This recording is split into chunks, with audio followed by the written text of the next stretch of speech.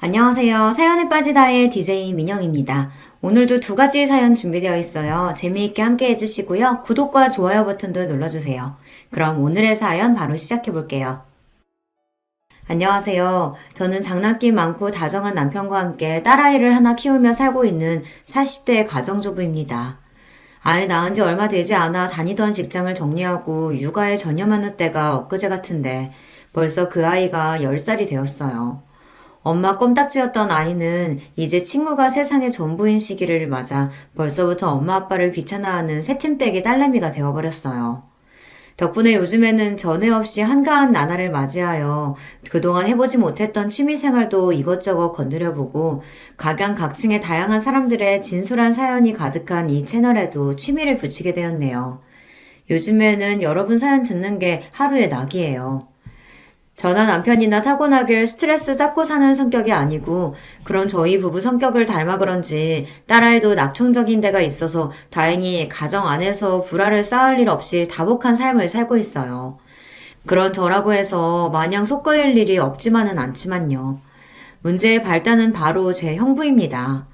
모든 의사가 다 그런 건 아닐 텐데 형부는 의사라는 제 직업이 모든 일에 면죄부라도 되는 양 구는 사람이거든요. 형부가 의사면 의사지 무슨 자격으로 남의 남편을 이렇게 우습게 봐요. 그렇게 우습게 여기던 사람한테 이제 와서 빌빌 기는 건 또 무슨 경우고. 의사 자존심 참 별거 없네요. 아니 저제 내가 그래서 미안하다고 하잖아. 알았으면 내가 아무렴 그랬겠어? 그럼 형부가 잘했다는 거예요? 끝까지 반성할 줄도 모르고. 됐어요. 나도 내 사람한테 함부로 구는 사람 어떻게 되든 내 알 바 아니야. 처제!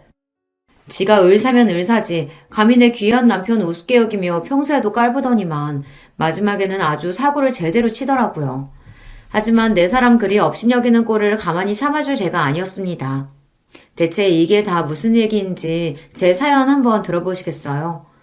저는 세 자매 중 둘째예요. 보통 딸 많이 낳는 집은 끝에 아들 하나 보려고 그러는 경우가 많다고 하지만 저희 집은 그렇지는 않았습니다. 비록 친가와 외가에서는 그래도 이왕이면 손자 하나 보셨으면 하고 은근히 바라셨다는 걸 알지만 그래도 그걸로 저희 세자매 서럽게 하는 일 없이 골고루 사랑해 주셨습니다. 친정아버지는 아예 아들 없는 걸 아쉬운 티도 내지 않으셨어요. 그 마음속까지야 저희가 속속들이 알 수는 없겠습니다만 적어도 저희 자매가 그런 걸 인지해서 눈치 보는 일 따위는 없도록 해주셨어요. 아들 낳아봤자 쓸 데 하나도 없다. 딸들이 최고지? 너희들 앞으로 봐라. 이제 아들 타령하는 시대는 끝났다니까. 곧 다들 딸 낳고 싶어하는 세상이 올 거라고. 딸들 기죽지 말라고 하신 말씀인지는 모르겠지만 어찌되었든 딸바보들의 세상이 오긴 왔으니 이걸 선견지명이라고 해야 할까요? 어쨌든 아버지부터가 저희 세자매 길을 살려주지 못해 안달이셨으니 저희 셋이 그 어느 집 아들들보다도 씩씩하게 자란 것은 이미 예견된 일이었겠죠. 쟤들 저렇게 왈가닥인 건 다 당신 때문인 거 알지? 셋 다 앉으려고 드는 건 똑같아서는. 저러다 쟤들 시집 못 가면 다 당신 탓이니까 나중에 가서 후회나 하지 마셔요. 시집 못 가면 못 가는 거지. 그리고 우리 딸들이 뭐가 부족해서 시집을 못 가? 안 가는 거지. 시집 안 가면 내가 평생 끼고 살고 좋지 뭐. 아이고, 다 늙은 아비랑 퍽이나 같이 살고 싶겠어. 당신은 나한테나 잘해. 늘 그렇게 저희 편을 들어주시며 엄마와 투닥거리시는 아버지셨어요. 저희한테는 그게 참 일상적인 풍경이었습니다. 어머니 역시 또래 여자아이들에 비해서 언행이 거침없는 저희가 어디서 모난 돌 맞지 않을까 하시는 노파심이셨지 사실 저희 세 자매 합친 것보다도 더 당차신 분이셨으니 이런 저희 성격이 꼭 아버지 탓만은 아닐 겁니다. 집안 분위기가 이렇다 보니 또래 여자아이들의 부러움을 살 일도 많았습니다. 저희야 직접 겪은 건 아니지만 그래도 아직도 딸보다 아들을 더 귀하게 여기며 딸을 살림 미천 취급하는 집도 종종 있더라고요. 그런 친구들 얘기를 듣다 학을 떼는 게 한두 번이 아니었어요. 우리 집은 남자는 부엌에도 못 들어가게 한다니까. 그러면서 나한테는 밥 차리는 건 기본이고 물 떠다 마시는 것까지 다 나 시켜. 자기들은 손이 없어 발이 없어. 나나 남동생이나 한 살밖에 차이 안 나는데 동생이니까 당연히 네가 해야지 하면서 동생 밥 차리는 것도 꼭 나한테 맡기고. 정말 짜증나. 야, 그거 동생이라고 그러는 것도 아니야. 우리 집은 오빠인데도 나보고 차리라고 한다니까? 그놈 그거는 뭐 등신이야. 2살 어린 동생한테도 밥상 받아먹는데. 한껏 분노에 차오른 친구들 경험담을 듣고 있노라면 저희 자매가 얼마나 복된 환경에서 자라나고 있었는지 실감할 수 있었습니다. 딸도 본인들이 원해서 낳은 자식일 텐데 어떻게 같은 자식을 저렇게나 다르게 차별하고 키울 수 있는지 이해가 안 갔어요. 아들이라는 게 그렇게 대단한 겁니까? 아들이 없는 저희로서는 더더욱 이해가 안 갔죠. 내가 커서 결혼이라는 걸 하게 될지는 모르겠지만 만약 결혼해서 애를 낳는다고 하더라도 절대로 딸이라고 기죽이고 차별하지 말아야지 생각했습니다. 가만 보면 이런 마음으로 아빠가 우리를 그렇게 키우신 건가 싶기도 했고요. 그래서 저희 자매는 하고 싶은 거, 욕심나는 거 애써 누르지 않고 당당하게 요구하며 커왔어요. 저는 운동에 소질이 있어서 초등학생 때부터 육상부 활동을 했었습니다. 자존감이 높은 만큼 만만치 않게 승부욕도 있는 편이어서 발목 부상으로 육상을 그만둘 때까지는 기록도 제법 좋은 편이었습니다. 비록 부상으로 뜻하지 않게 진로를 변경해야 했지만 그럼에도 걱정이 크지는 않았습니다. 사랑 가득 주시는 훌륭한 부모님 밑에서 자라는 게 좋은 점은 실패를 하게 되더라도 그게 내 인생의 끝이라는 생각이 들지 않는다는 점이었어요.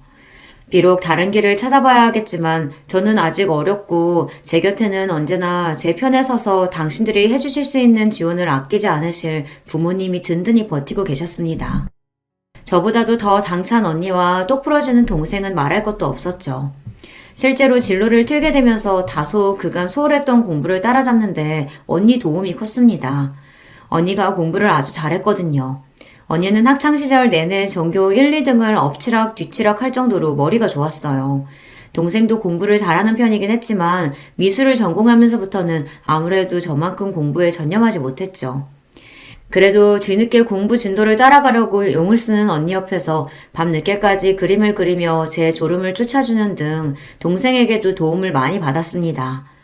그렇게 저는 겨우겨우 턱걸이로 원하던 대학에 합격할 수 있었습니다. 가족들 모두의 도움이 없었더라면 언감생심 꿈도 못 꿀 일이었죠. 주변에 운동하다 뒤늦게 공부로 진로를 튼 친구들 중에서도 가장 큰 성과를 거둔 셈이었어요. 그렇게 학교 생활 열심히 하다 스포츠 에이전시 쪽으로 취업을 했고 역시 지망하던 대학을 졸업한 동생도 갤러리에 취업하면서 저희 자매는 어엿한 사회인으로 성장하게 되었습니다. 가장 늦게 취업한 건 언니였어요. 법조인의 꿈을 키우던 언니는 대학 졸업 후 로스쿨에 진학했고 과정이 끝나자마자 변호사 시험에 합격해 로펌에 입사했습니다. 시험 성적이 좋아서 이미 취업이 내정되어 있었던 만큼 언니의 앞길은 그야말로 창창했습니다. 이 나이에 겨우 취업한 언니 그동안 술 사 먹이느라 너희들 고생이 많았다. 언니가 이제부터는 얻어먹은 거 열심히 갚을게. 오, 이제 변호사 선생님 실컷 뜯어먹을 수 있는 거야? 이거 술 조공한 보람이 있구만. 술은 둘째 언니가 마셔놓고 생색은. 언니 변호사 시험 합격 겸 로펌 입사 축하주를 얻어먹는 자리에서 얼마나 기분이 좋았는지 모릅니다.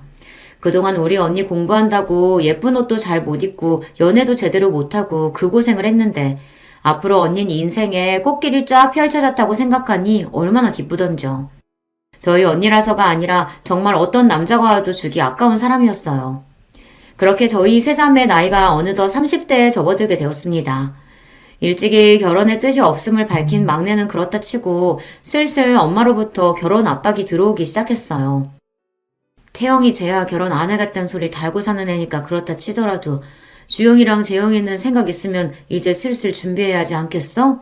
아예 안 갈 거면 또 몰라도 결혼 생각이 있는 것 같으면 너무 늦어도 안 좋아. 일에는 다 때가 있는 거야. 출산도 너무 늦으면 너희들 몸고생스러워서 안 돼. 애들 나이 뭐 얼마나 됐다고 벌써 결혼을 닥달해. 알아서들 하겠지. 적당히 해. 당신 눈에야 애기들이지. 밖에 나가면 쟤들 관연한 처녀야. 쟤들도 이제 30 넘었는데 그게 적은 나이야 그럼? 자기는 20 간 넘은 나 낚아채 해서 장가든 주제 말도 잘한다. 아, 우리 때랑 지금이야 감나무.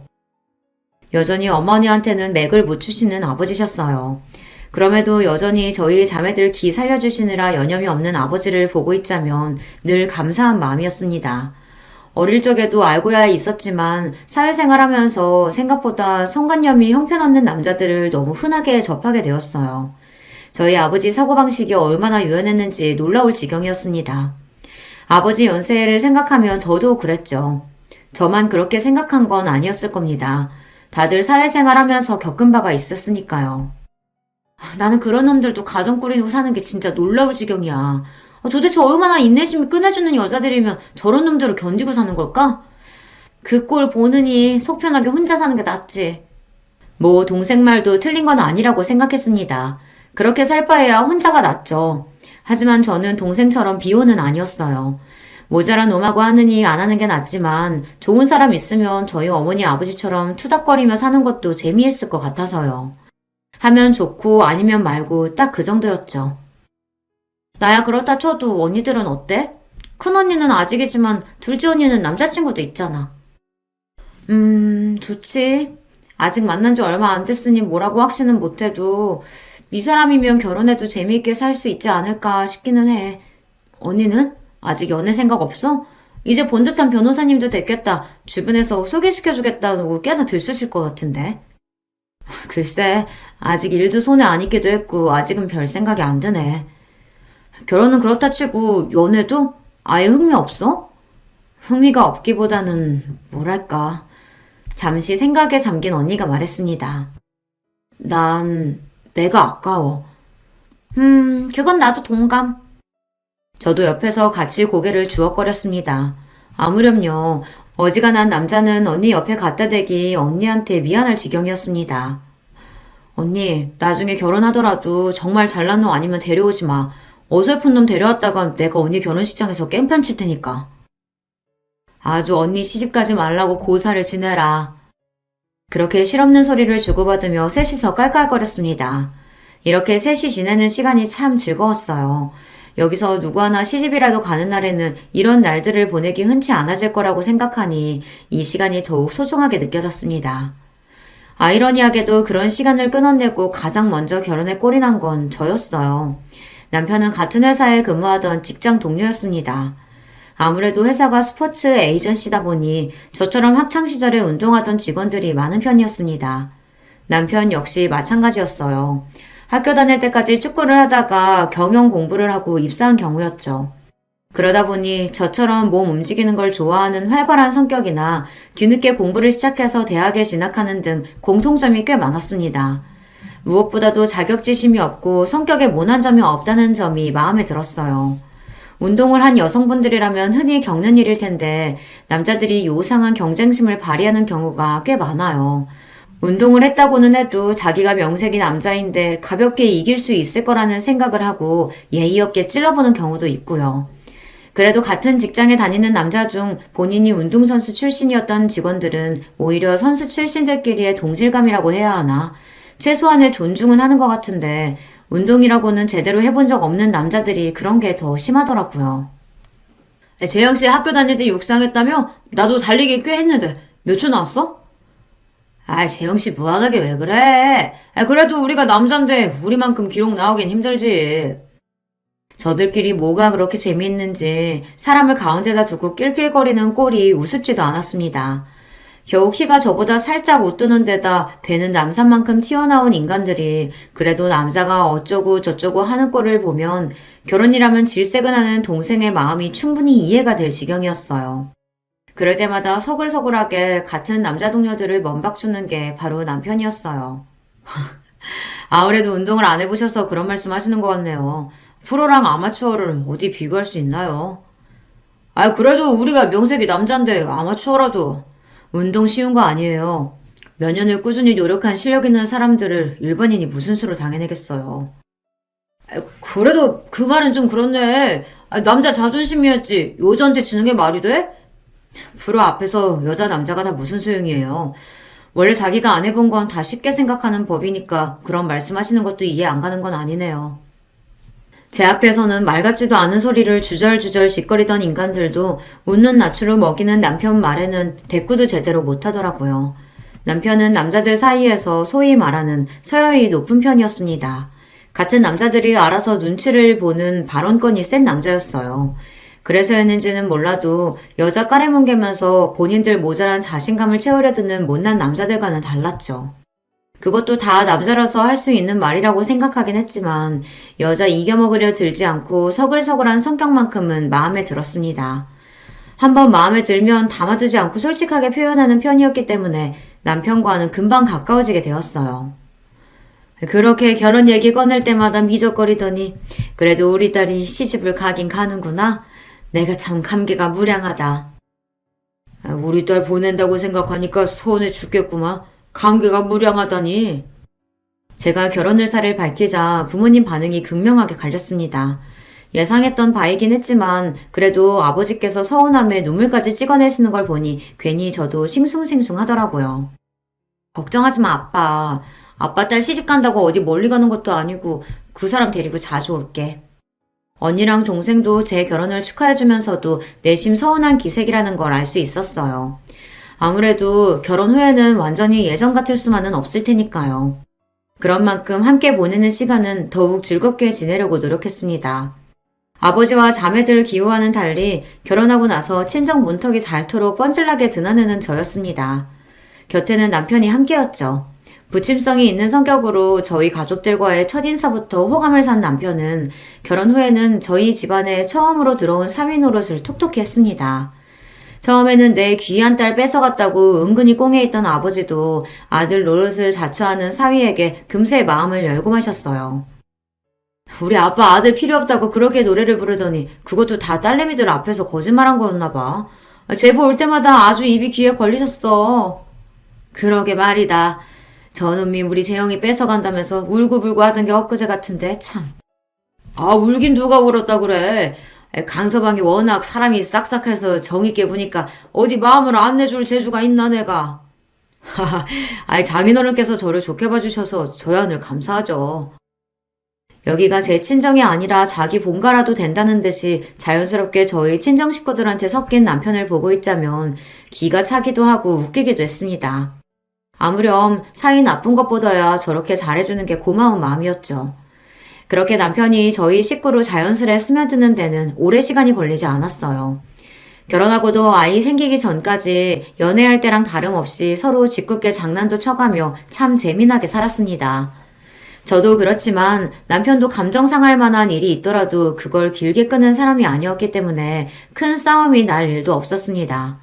가급적이면 그날 자리에 눕기 전에는 감정을 풀기 위해 노력하기도 했고 때문에 남편과 성격을 잘 맞춰가며 잘 지낼 수 있었어요. 그게 저희 친정 식구들이나 시댁 식구들 보기에 예뻐 보였는지 양가 어른들께서도 저희를 기특하게 봐주셨고요. 특히 언니는 저희 부부 사는 걸 보면서 생각이 많아진 모양이었습니다. 사실 나는 태영이랑 생각이 별반 다르지 않았었거든. 주변에 그렇게 괜찮은 남자도 없는 것 같았고. 근데 재영이 너 제부랑 사는 거 보면 결혼도 나쁘지 않겠다 싶어. 저렇게 성격 잘 맞는 사람이랑 복잡거리면서 사는 것도 재미있겠다 싶고. 언니가 결혼에 대해 긍정적으로 말한 건 그때가 처음이었습니다. 저야 결혼이 맞는 사람은 결혼을 하고 결혼을 원치 않는 사람은 안 하면 그만이라고 생각했지만 언니가 저렇게 생각을 돌린 김에 이왕이면 좀 제대로 된 남자가 나타나서 언니와 즐겁게 살아줬으면 하는 생각이 들었습니다. 생각이 없어서 그렇지 마음 돌리면 언니 주변에 남자야 차고 넘쳤습니다. 언니 조건이 워낙 좋잖아요. 한사코 거절할 때도 선자리가 그렇게 쏟아져 들어왔고 본인이 관심을 보이니 주말마다 언니 보고 선 한번 보자는 자리가 끊이질 않았습니다. 처음에는 자연스러운 만남을 추구한다는 주장을 하던 언니였지만 일할 때 말고는 바깥 출입도 잘 하지 않는 집순이였던 언니였어요. 어딜 나가야 자연스럽든 부자연스럽든 누굴 만나는 거 아닙니까? 아마 언니가 남자 만날 방법은 소개가 최선이었다는 걸 언니도 알고 있었을 거예요. 처음 몇 번 본 선상태들이 영 마음에 차지 않았던지 몇 마디 불평을 하고는 그 후로 별말을 않길래 그러다 마는 건가 싶었어요. 그래서 언니가 가족끼리 다 같이 식사하는 자리에서 결혼할 사람을 데려오겠다고 폭탄 선언을 하자 집안이 발칵 뒤집혔습니다. 갑자기? 누구 만난다는 소리도 안 했잖아. 언니 남자 있었어? 누군데? 어떤 사람인데 네가 결혼 얘기를 다 꺼내? 제대로 된 놈인 거 맞아? 확실히 잘 알아봤어? 가열된 분위기에 다들 질문 폭탄이 쏟아지자 남편이 겨우 저희 식구들을 진정시켰어요. 이윽고 장내가 조용해지자 언니가 입을 열었습니다. 선본 이후로 그쪽에서 계속 연락은 했는데 다시 보니까 또 괜찮은 것 같더라고. 조건도 나쁘지 않고. 네가 고른 남잔데 어련하겠어. 뭐 하는 남잔데? 의사예요. 지금은 대학병원에서 일하는데 곧 개원한다나. 직업이 문제가 아니라 사람이 중요하지, 사람이. 아빠 너무 흥분하지 마시고. 아무렴 똑부러지는 언니가 그런 것도 하긴 안 했을까. 말은 그렇게 하면서도 무슨 쇼핑 갔다 왔다는 것처럼 심드렁하게 자기 결혼 얘기를 하는 언니 모습이 좀 걱정이 되더라고요. 솔직히 무슨 바람이 불었나 싶기도 했어요. 언니가 어련히 알아서 하겠지만 그래도 가족이라고 내가 걱정이 돼서 형부 되실 분 어떤 분이신지 궁금하기도 하고. 무난해. 성격도 그렇고 조건도 그렇고. 사실 처음에는 같은 변호사를 만나는 게 직업적으로 많이 이해해줄 것 같기도 하고 그랬는데 남자 변호사들은 나한테 경쟁 심리를 느끼는 것 같더라고. 일하는 것만 해도 피곤한데 집에서까지 그러고 싶진 않고 무엇보다 나한테 잘해. 내 직업도 존중하고 결혼해도 최대한 지금 생활 유지하면서 살고 싶다는 말에도 이견이 없더라고. 나는 같이 있어서 뭐 더 생기길 바라는 게 아니라 서로 각자 삶 존중하면서 함께 있을 수 있는 사람이 맞는 것 같아. 뭔가 불타오르는 사랑이 느껴지기보다는 서로 잘 맞는 파트너를 찾는 것 같은 느낌이었습니다. 정작 이렇게 말하는 저도 불같은 사랑을 해서 결혼했다기보다는 마음 잘 맞고 서로 장난 잘 받아주는 소꿉친구 같은 연애를 하고 결혼하기는 했습니다만 그래도 남편이 정말 좋지 않았다면 결혼까지는 안 했을 것 같더라고요. 가족들에게 마음 쓰는 것에 비해 연애할 때 남자에게 그 정도의 정성을 쏟지는 않는 언니 성정을 생각해 볼 때 제 걱정이 괜한 걱정은 아니었다고 생각합니다. 하지만 각자 결혼하는 이유야 다 다를 테니 언니의 결정에 딱히 뭐라고 할 말도 없었죠. 부디 언니가 말한 예비 형부가 그런 언니와 꼭 어울릴 수 있는 최적의 짝이기만을 바랬습니다. 결혼 전 친정에 인사를 하러 온 형부는 멀끔하고 번듯한 인상의 범생이 타입이었습니다. 얼굴이 허여멀건한 게 공부한다고 운동이랑은 담쌓고 살았을 게 뻔해 보였어요. 좀 깐깐해 보이기도 했고요. 한마디로 전형적인 엘리트 상이었습니다. 저랑 상성이 썩 맞는 유형은 아니긴 했어요. 아마 그건 남편도 매한가지였을 거예요. 하지만 어디 저희 생각이 중요한가요? 우리 언니한테 잘해주기만 하면 저희가 당연히 맞춰야 할 문제였습니다. 사람이 반듯하고 예의 바른 게 괜찮아 보이네. 직업도 좋고. 사람 한 번 봐서 어디 아나? 그 짧은 시간 동안 예의 못 지키면 그게 더 문제인 거지. 당신은 재영이 보낼 때도 그렇게 사윗감 색안경 끼고 봤었어. 이번에도 괜히 대두하는 태클 걸었다간 나 진짜 가만히 안 있어요. 내 귀한 딸 빼앗아간 도둑놈 레파토리를 사전에 차단당한 아버지 표정이 불만으로 가득했어요. 하지만 저 역시 현부 첫인상이 그리 나쁘지는 않았습니다. 제 성격이랑 맞고 안 맞고는 둘째 문제고 학자 타입인 언니랑은 잘 어울릴 것 같았거든요. 두 사람 모두 결혼 정년기를 살짝 지난 탓에 양가에서 결혼을 서둘러 진행했습니다. 저희 집도 저희 집이었지만 언니 시댁들 집에서 결혼을 밀어붙이는 기세가 대단했어요. 하긴 우리 언니가 조건이 빠져 외모가 빠져 저희 언니라서가 아니라 그 또래 아들 가진 집이라면 누구나 탐낼 만한 1등 신부감이었으니 무리도 아니라고 생각했어요. 그렇게 결혼 선언을 한 지 채 넉 달도 되지 않아 언니는 제 뒤를 이어 유부녀 대열에 합류하게 되었습니다. 결혼하고도 최대한 지금의 생활을 유지하고 싶다는 언니 말처럼 결혼하고도 언니는 자주 친정을 찾았습니다. 하지만 결혼 후 친정 나들이에 거의 매번 남편과 동행했던 저와는 달리 형부 얼굴은 좀처럼 보기 어려웠습니다. 그 사람 병원 일만으로도 바쁘고 솔직히 친정 오는데 그 사람 달고 오는 거 너무 불편해. 니들이랑 하고 싶은 얘기도 제대로 못할 텐데. 그리고 그 사람 여기 달고 오면 나도 그 사람 원할 때 시댁 가야 할 거 아냐. 사람이 가는 게 있으면 오는 게 있는 건데 각자 집은 가급적이면 각자 전담하기로 했어. 뭐 실용적인 이야기긴 한데 사람 사는 게 꼭 그렇게 돌아가는 것만은 아니잖아요. 결혼을 했음에도 불구하고 신혼집으로 이사 나갔다는 것 제외하고는 별로 결혼한 티가 나지 않는 언니였어요. 언니가 원한다는 결혼 생활이라는 게 이런 거라고 하니 제가 할 말이 있는 건 아니었지만 그래도 혹시나 형부와 대면대면하게 지내는 건 아닌가 싶기도 했죠. 가만 보면 자매들끼리 워낙 사이가 좋아서 그런가. 자기도 참 언니 걱정 많이 해. 처형 똑똑하잖아. 알아서 잘할 거야. 알지, 믿지, 믿는데. 그래도 이제 결혼해서 한 식구 됐는데 형부를 너무 자주 못 봐서 그런가 괜히 걱정스럽고 그랬던 거지 뭐. 부부 일은 자기들 말고는 원래 잘 모르는 거야. 전 걱정되면 다음에 형님 오시면 내가 가까워질 수 있도록 더 노력해 볼게.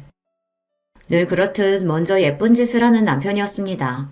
아무래도 아직 아버지는 갓 식구가 된 큰 사이에게 마음을 다 열지 않으신 듯하고 워낙에 여자 기운이 센 집안이다 보니 새 식구 입장에서는 부담스러울 수도 있지 않을까 싶기도 했어요. 같은 사위 입장이면 좀 더 쉽게 가까워질 수 있지 않을까 하는 기대도 있었고요. 무엇보다 남자들 사이에서는 항상 인기가 많은 남편이었습니다. 사람 하나 사귀는 건 일도 아닌 사람이니 친정 분위기가 좀 더 매끄러지지 않을까 싶었어요. 그러고 얼마 지나지 않아 친정 아버지 생신이 되었습니다. 언니 결혼하고 나서는 처음 맞는 친정 행사인 셈이었죠. 늘 병원 일로 바쁘다는 형부도 그날만큼은 친정을 찾았어요. 결혼한 이후 형부가 친정에 이렇게 오래 머문 것도 처음이었습니다. 아직 낯설어서 그런지 약간 무안한 얼굴을 하고 자리를 지키는 형부가 좀 안쓰러워 보이기도 했습니다.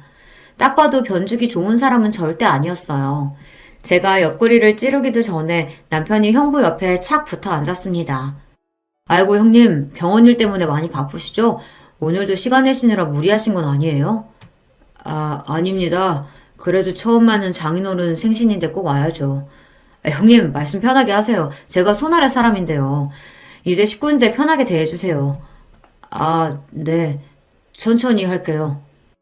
보통 남편이 저 정도 들이대면 말을 놓을 법도 한데 형부도 강적이었습니다. 그런 형부도 술이 한 잔, 두 잔 들어가기 시작하니 긴장이 좀 풀어진 것 같았습니다.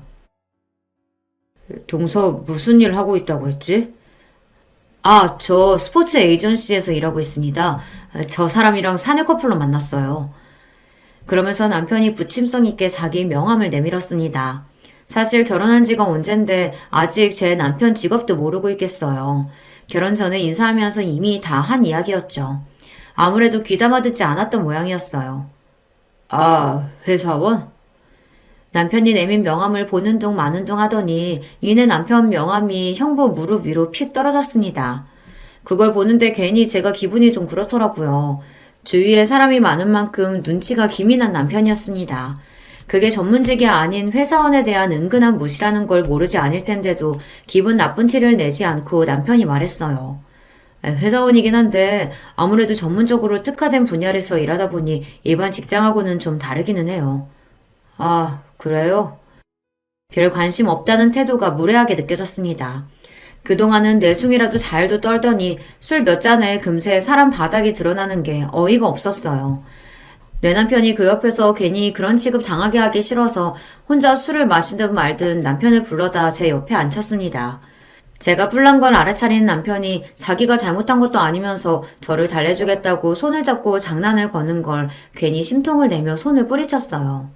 참나, 자기가 의사면 의사지 뭘 한다고 사람을 무시해요? 남편 말처럼 스포츠 분야에 특화된 회사였기 때문에 전문성을 띠고 있다는 건 사실이었어요. 그리고 남편은 사내에서 꽤나 인정받는 사원이었고요. 설사 그렇지 않다고 하더라도 일반 회사원은 무시해도 되는 존재입니까? 의사식이나 되는 양반이니 우리 같은 평범한 사람들은 다 웃어 보였나 봐요. 웃기는 건 제 남편한테는 그런 태도를 보여놓고는 언니한테는 또 꼼짝도 못하더라고요. 의사인 자기랑 어울리려면 변호사 언니 정도는 되어야 한다는 건지 척 보기에도 차이가 나는 태도에 빈정이 상했습니다. 그렇다고 우리 언니한테까지 남편한테 한 것처럼 대했다가는 그건 그것대로 기분이 나빴을 테지만 말이에요. 늘 그랬던 것처럼 언니가 신경 써서 아버지 생일 선물도 준비하긴 했지만 형부도 제법 두꺼운 용돈 봉투를 내밀었습니다. 바빠서 그렇긴 했지만 하나가 미워 보이니 다른 것도 미워 보여 그랬는지 그것조차 자기 돈 잘 번다고 유세 부리는 것 같아 못마땅했습니다. 뒤이어 남편이 아버지께 생신 선물을 건넸어요.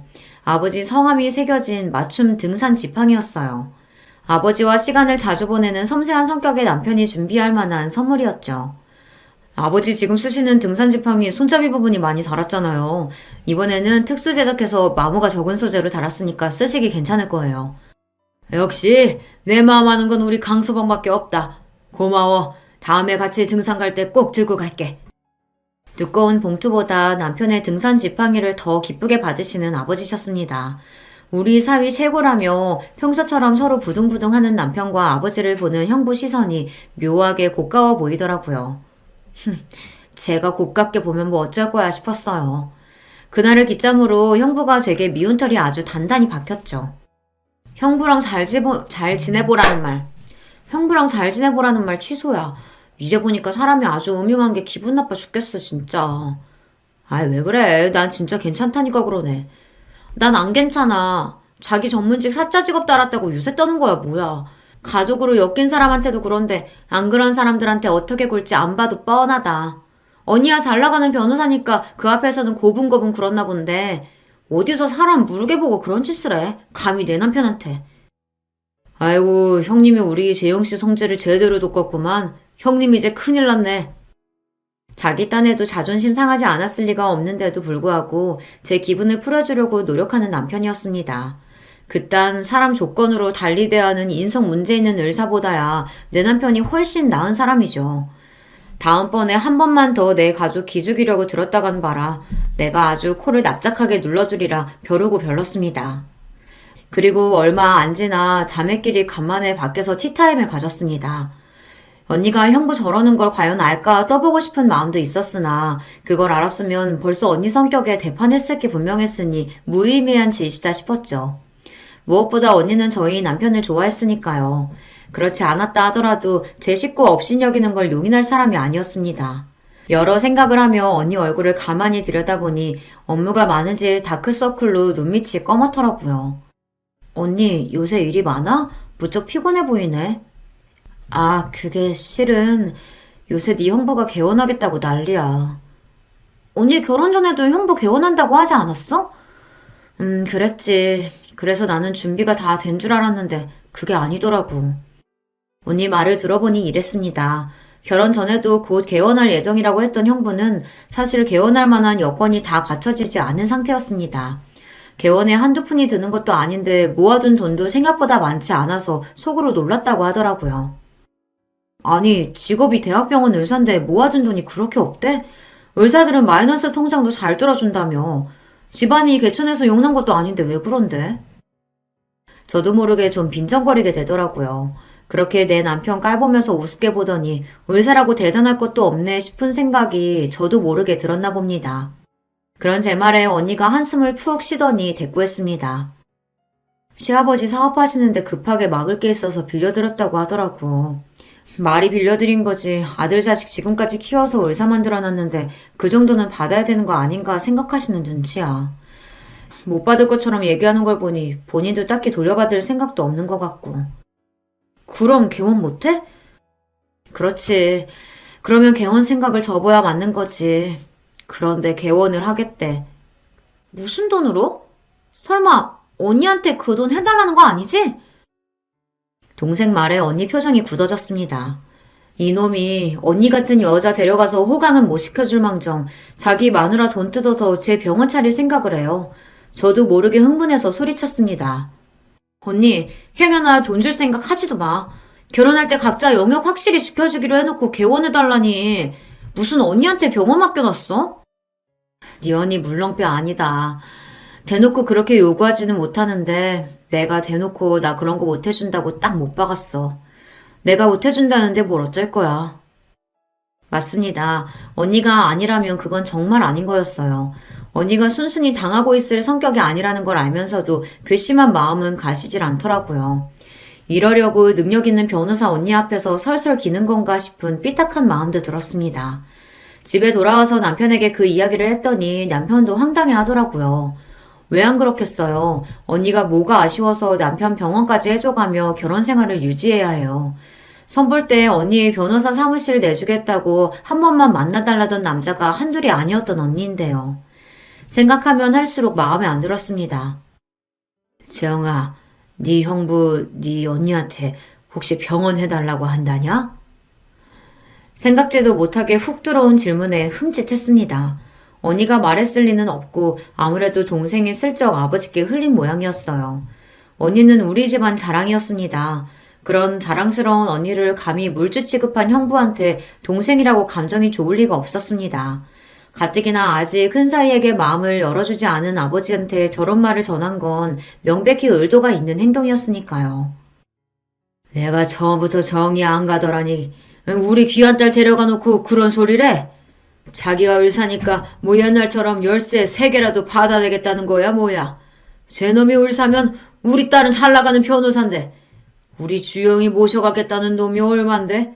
감히 내 딸에 그런 취급을 해? 의사라고 좀 잘 나가나 했더니 제 능력으로 개원도 못하는 놈이. 단단히 화가 나신 아버지셨어요. 아버지가 저렇게 화가 나셨는데 어머니라고 모르실 리가 없으셨습니다. 언니 속 시끄러울까봐 본인까지 거들지 않으시는 거였겠죠. 하지만 친정 내에서 형부에 대한 여론이 완전히 바뀌어버렸다는 것만큼은 부정할 수 없었습니다. 언니가 의사를 분명히 했음에도 불구하고 아직 완전히 포기한 건 아닌지 답지 않게 형부가 부쩍 자주 언니를 따라 친정에 나타나더라고요. 물론 이제 형부를 두 팔 벌려 환영하는 사람은 더는 남아있지 않았지만 말입니다. 평소 친정 식구들 눈치를 잘 보던 형부가 자신을 대하는 처가 식구들 태도가 미묘하다는 걸 알아차리지 못할 리 없었을 거예요. 몇 번 따라오는 신용하는 것도 오래 가지 않고 곧 다시 친정의 발걸음을 끊었으니까요. 속이 훤히 들여다보이는 태도에 친정 식구들의 형부에 대한 실망감은 더더욱 커졌습니다. 다들 걱정하지 마. 나 그렇게 물은 사람 아닌 거 알면서 그래. 너야 잘하겠지만 애초에 이런 상황 만든 것 자체가 마음에 안 들어 그렇지. 다른 식구들 마음도 딱 그랬을 거예요. 우리 다들 그렇게 생각했지만 특히나 아버지 눈초리는 더더욱 곱지 않았어요. 친정 식구들 중에도 아버지 눈치를 가장 많이 보는 형부였으니 친정에 머무는 게 가시방석이었겠죠. 그렇게 개원은 물 건너갔나 했는데 얼마 지나지 않아 형부에게서 곧 개원한다는 연락을 받게 되었어요. 대번에 결국 언니가 뜻을 굽혔나 싶어 퍼뜩 언니에게 전화를 했습니다. 언니, 결국 형부 병원 해주기로 한 거야? 고세를 못 참고 개원 소리 했다니? 아니야, 내가 미쳤다고? 그 개원하는데 도움 줄 만한 인맥들 좀 소개해주긴 했지. 직접적인 도움을 준 건 아니더라도 언니도 꽤나 시달린 모양이었습니다. 아니었으면 얄짤없는 성격의 언니가 그런 우회적인 노력까지 해가며 속을 끓이지는 않았을 테니까요. 결국에는 본인이 원하는 걸 얻어냈구나 하는 생각에 형부가 괘씸하기까지 했습니다. 아주 잘난 마누라 얻은 덕은 혼자 다 보고 있구나 싶었어요. 개원을 하든 말든 상관도 하기 싫었으나 그래도 언니의 남편이었습니다. 마지못해 혼자 후딱 갔다 얼굴 도장만 찍고 나올 생각이었는데 정장 차림의 남편이 슬슬 따라오더라고요. 갈 거 없다니까. 나도 얼굴만 비추고 곧장 나올 거야. 모르면 모를까. 그래도 좋은 일인데 한 식구가 돼서 가보지도 않는 건 좀 그렇지. 뭐 예쁘다고 축하식이나 해줘. 정작 형부는 우리 같은 사람 가족으로 생각하지도 않을 텐데. 속상한 마음에 소리를 빽 질렀으나 그저 허허 웃는 남편이었습니다. 웃는 낯이지만 남편 고집도 보통이 아니기에 남편을 말릴 수 없다고 생각하니 더 속이 상했어요. 그렇게 이미 출발 전부터 마음이 상한 채로 형부의 병원에 다다랐습니다. 아직 이른 시간이었는데 술판이 벌어졌는지 형부 얼굴이 얼큰해져 있었습니다. 그 옆에서 본인 남편을 한심하게 쳐다보는 언니 얼굴에서 그간 적지 않게 시달렸을 피로감이 느껴졌습니다. 처제도 왔네, 처제. 나도 이제 병원장이야. 이제 언니 어디 가서 사모님 소리 듣게 됐으니까 처제도 좋지? 제가 좋을 게 뭐가 있어요. 다른 데도 아니고 병원에서 술 냄새를 풀풀 풍기는 꼴을 보자니 어이가 없더라고요. 저 뒤쪽에 저희 친정 부모님도 도착해서 슬슬 올라오시는 게 보였습니다. 그때였습니다. 제 남편을 발견한 형부가 남편 얼굴에 떡하니 손가락질을 하더니 쩌렁쩌렁 소리를 쳤습니다. 너도 왔냐? 나 병원 차렸다니까 뭐 좀 떨어질까 싶어 왔어? 이 인간이 미쳤나 싶었습니다. 곁에 있던 언니도 자기가 제대로 들은 게 맞나 의심스러운 표정으로 제 남편을 경악한 눈으로 쳐다보았어요. 형부놈은 뭐가 그렇게 신이 나는지 제 남편 앞에서 실실 웃으며 비꼬길 멈추지 않았습니다. 사나이가 태어났으면 한 번쯤은 이렇게 살아봐야지. 그동안 별것도 아니면서 어지간히 설치고 다니더니 어떠냐? 이게 바로 성공의 맛이라는 거야. 내가 저 사람이랑 결혼해서 엮인 것만 아니었으면 너 같은 일반 회사원, 평사원, 나부랭이 어울릴 급이 아니라고. 사위라고 딱 둘이는 거 이 모양이라니. 내가 얼마나 기가 차는 줄 아냐? 남자가 능력이 있어야지. 이건 뭐 능력도 없고 패기도 없고. 장인어른도 이런 놈이 뭐가 그렇게 좋다고. 넌 우리 집안 수치야, 수치. 미쳤어요, 진짜? 술을 처먹을 거면 곱게 처마시던가. 지금 누구 앞에서 행패야? 이건 선을 넘어도 보통 넘은 게 아니었습니다. 술주정으로 넘어가 줄 수 있는 수준이 아니었어요. 내 언니 닥달해서 제 분수에 넘치는 개원까지 해놓고 감히 누구 능력을 운운합니까? 당장에 형부놈 뺨이라도 갈길 제 기세에 도리어 남편이 막아섰습니다. 여보, 그만. 왜 막아? 막말은 저놈이 했는데. 이 사람이 진짜 미쳤나? 제부, 내가 정말 미안해요. 내가 사과할게. 정말 미안해요. 사과는 무슨 저런 놈한테 사과를 하고 있어. 이 사람이 진짜. 이게 다 무슨 짓거리야? 벼락 같은 친정아버지 불효령이 떨어졌습니다. 그 소리에 겨우 정신을 차렸는지 형부놈이 슬금슬금 저희 식구들 눈치를 보기 시작했어요. 제가 뭐 틀린 소리 했습니까?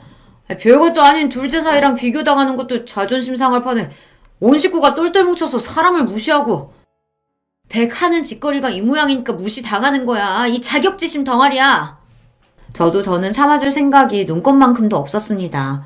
술 마시니 개되는 게 형편없는 인상이 그대로 나오더라고요. 언니 얼굴이 분노와 창피함으로 시뻘게 달아올랐어요. 나 아니었으면 개원도 못했을 놈이 지금 누구 앞에서 큰 소리 치는 거야? 감히 내 가족들 앞에서 이 추태를 부려? 너같이 못난 놈하고는 더는 같이 못 살겠다.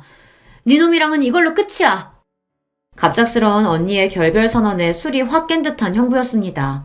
하지만 이미 늦었죠. 언니 성격에 한번 내뱉은 말을 번복할 리가 없었습니다. 발등에 불 떨어진 표정의 형부를 보며 제 남편이 다 들리도록 픽 웃었어요. 남편 눈에 형부꼴이 얼마나 무섭겠어요. 그러자 놈이 제 남편을 획 째려보며 화풀이를 해댔습니다. 괜히 좋은 날 재수없게 너 같은 놈이 와서 이 자리 다 망쳤어. 이 능력도 없는 놈이. 저 인간이 미쳤나 진짜. 당신 그만 못해? 나는 능력 없어도 됩니다. 아무렇지 않은 표정으로 말하는 남편 말에 형부 표정이 어리둥절해졌습니다. 내 명의로 된 건물 시세만 200억이 넘는데 제가 굳이 능력이 있어야 할 이유가 있나요? 아, 그래서 그렇게 능력에 집착하시는 건가? 그렇게 죽어라 능력 갈고 닦았는데도 잘난 우리 제부한테 불붙어서 겨우 개원하셨으니 그동안 얼마나 노고가 많으셨겠어요. 그걸 생각하니 이 난동 부리시는 게 이해가 아주 안 가는 것도 아니네요. 참 딱하게 되셨어요, 형님. 아, 이제 제부랑 갈라서 할 거니 형님도 아닌가? 무슨, 너 같은 놈이 200억이 가당키나 해? 남편 말에 경악해서 빽 소리를 지른 형부가 싸늘한 표정으로 자신을 쏘아보는 우리 친정 식구들 반응에 남편 말이 허풍이 아님을 깨달은 모양이었습니다. 아니, 나한테 분명 회사원이라고. 회사원도 회사원 나름이지. 지금 우리 다니는 이 회사가 우리 시댁 회사예요. 이 사람이랑 아버지가 같이 키운 회사라고. 이 노력도 없이 남의 등이나 쳐먹으려고 하는 빈대 같은 새끼야. 앞서 언급한 제 직장인 스포츠 에이전시의 설립자가 저희 시아버지십니다. 남편은 평사원부터 차근차근 업무를 배워 경력을 쌓고 있었고요. 아니, 처음부터 내가 알았으면 그랬겠냐고. 아니, 말을 해줘야 알지. 내 집에 돈이 있는 걸 내가 왜 위주할 고주할 당신한테 보고해야 합니까? 그리고 돈 없는 사람이면 당연히 깔봐도 되는 거예요? 이 사람이 참 안 되겠네. 저 인간이랑 더 말 섞을 거 없어요, 제부. 나 때문에 괜히 우리 제부가 못 볼 걸 보게 됐네. 내가 따로 자리 만들어서 제대로 사과할 테니까 오늘은 재영이랑 이만 들어가세요, 제부. 오늘은 내가 저 인간이랑 결판을 내야겠으니까. 잘못했다며 제발 이혼만은 다시 생각해달라며 울고 짜고 쌩 난리를 피우는 형부놈을 뒤로하고 저희 부부는 그 자리를 빠져나왔습니다. 언니 말 맞다나 평생 겪을 일 없는 병변을 당한 남편한테 미안해 죽을 것만 같았어요. 그럼에도 별거 아니라는 듯 웃어넘기는 남편이었습니다. 그럴 거 없어. 저런 인간들 어디 한둘도 아니고 자기 가진 게 제일인 줄 아는 놈들이 천지지. 세상 무서운 줄 모르고 말이야. 그치? 세상 무서운 줄 모르던 형부놈의 업보는 이제부터 시작이었습니다. 언니도 그동안 여간 속을 썩은 게 아니었는지 아주 벼르고 벼른 모양이었어요. 저희 언니 직업이 뭔지 아시죠? 언니는 본인 인맥을 총동원해서 아주 무시무시한 이혼 소송단을 꾸렸습니다. 자력으로 제 병원 열 능력도 없는 일개 의사가 감당할 수 있는 수준이 아니었죠. 언니 인맥으로 개원에 도움을 줬던 사람들도 이혼 소식에 다들 발을 빼는 바람에 당장 형부가 막아야 할 빚이 막대했습니다. 당연히 개원은 물 건너갔죠. 원래 사람은 아예 가지지 못한 것보다 목표를 목전에 두고 좌절당하면 더 미치는 법 아닙니까? 뒤늦게 수습을 해보겠다고 저희 친정 식구들한테 제발 언니 좀 설득해달라고 무릎이 닳도록 빌고 다녔어요. 하지만 저희가 미쳤다고 언니 두고 그놈 편을 들어주겠어요. 특히나 저는 형부놈 무릎이 다 닳아버려도 동정심 한 톨 들지 않았습니다. 내 남편 그렇게 개무시하고 갈시할 땐 언제고 이제 와서 여기서 추태야? 우리가 용서해준다고 한들 언니가 마음 돌릴 일도 없겠지만 감히 내 남편 함부로 대하고 내 용서를 바래? 이 뻔뻔한 놈아? 쌀쌀해진 날씨에도 아랑곳하지 않고 물 한 바가지를 끼얹어 눈물 내쫓은 제 속이 얼마나 시원했는지 모릅니다. 남편도 굳이 말리지 않고 그 광경을 구경했어요. 이제 속이 좀 후련해? 살짝 풀리는 것도 같네. 뺨까지 한 대 올려 붙여줬으면 금상첨화였을 텐데. 지저분하게 들러붙는 전 남편 깔끔하게 해치운 언니는 다시금 화려한 싱글이 되었습니다. 괜히 언니 결혼에 불화해 도화선이 된 건 아닌가 걱정하는 제게 도리어 언니가 말했습니다. 아니다 싶을 땐 하루라도 빨리 발 빼는 게 인생 덜 낭비하는 거야. 그 머저리 안 보고 사니 속이 다 시원하다야. 여전히 언니다운 당당한 태도였습니다. 언니가 그렇다면 그런 거니 저도 괜한 걱정은 하지 않기로 했어요. 그렇게 저희 집안에 분란만 일으키던 형부놈 치우고 다시금 가족 간의 평화를 되찾게 되었습니다. 요즘엔 자기 후배들 병원에 몇 달씩 페이닥터로 돌고 있다는데 뭐 어찌 살든 저는 더는 관심 없네요. 오늘 제가 들려드릴 이야기는 여기까지예요.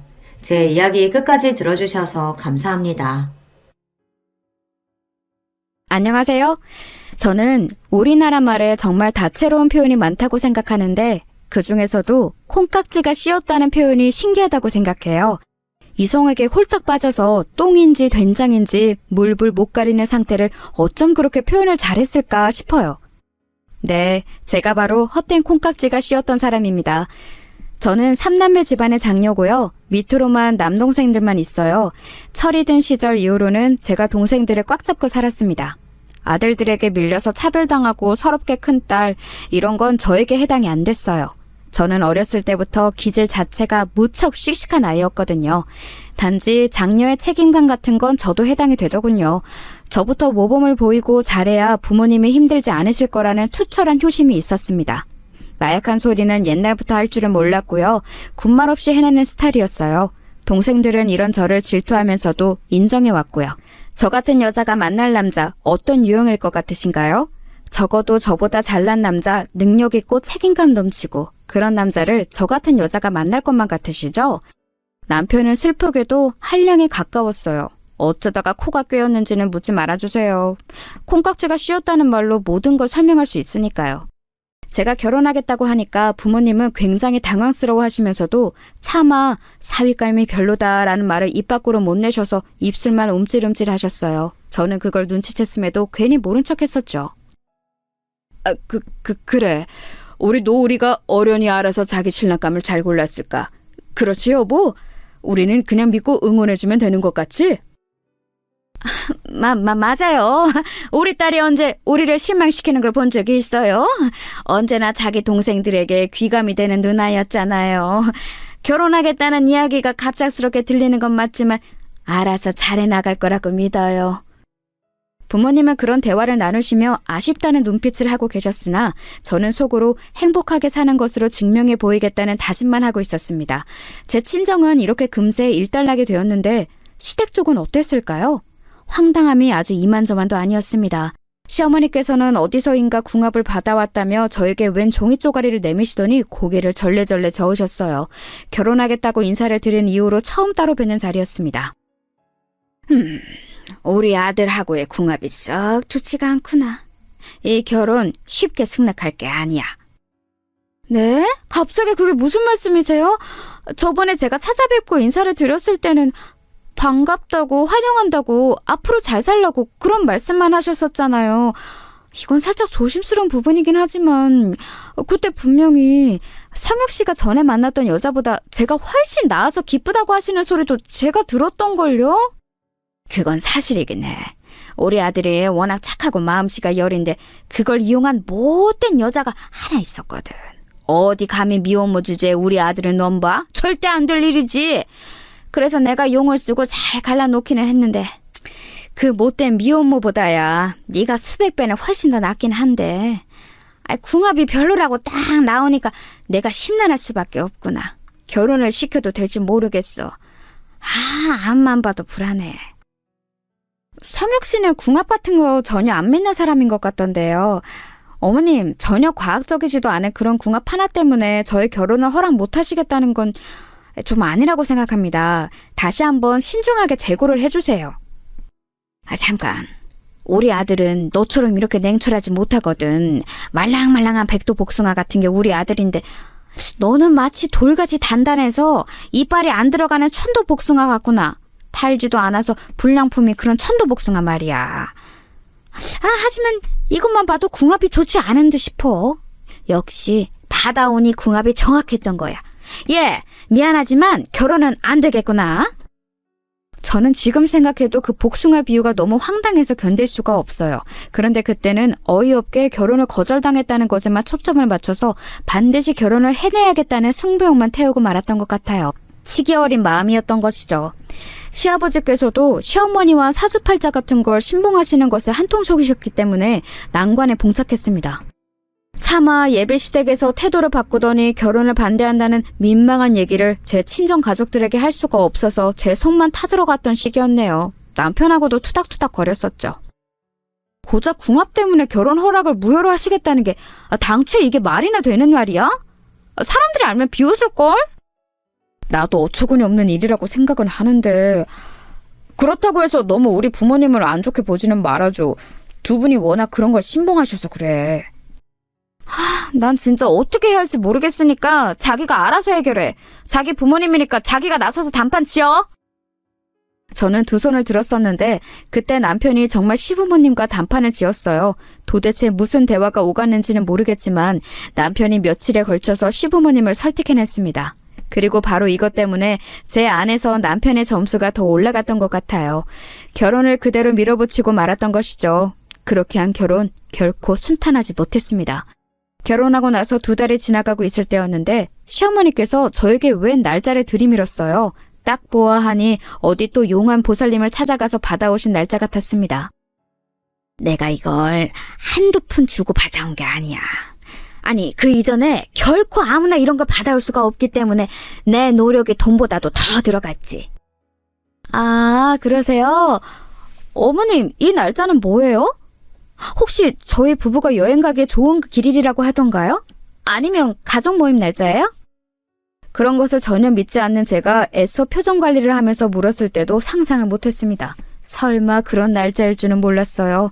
저는 시어머니의 대답을 듣고는 하마터면 기절할 뻔했네요. 너는 안 그렇게 보여서는 은근히 눈치가 맹한 편이구나. 신혼부부에게 들고 온 게 무슨 날짜겠니? 상상력이 그렇게 없어? 바로 부부 관계일이야. 하루 앞도 아니고 하루 뒤도 아니고 정확히 이 날짜에 맞아야 한다. 그래야 우리 집안 대를 이을 총명한 아들을 가질 수가 있어.